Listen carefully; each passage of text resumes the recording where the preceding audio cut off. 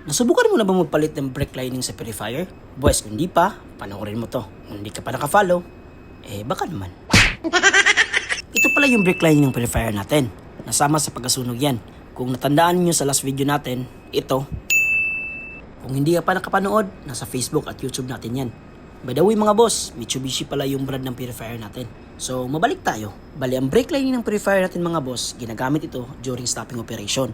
Dahil nga matagal huminto yung ball during stopping na dulot ng momentum na tinatawag. Ginagamitan ito ng brake para mapahinto ng mas mabilis ang ball sa pag-ikot. Isa ding dahilan na ginagamit ito during maintenance. Right? So ang tanong mga boss, kailan ba dapat palitan o ano ang indication na kailangan na palitan ang isang brake lining natin?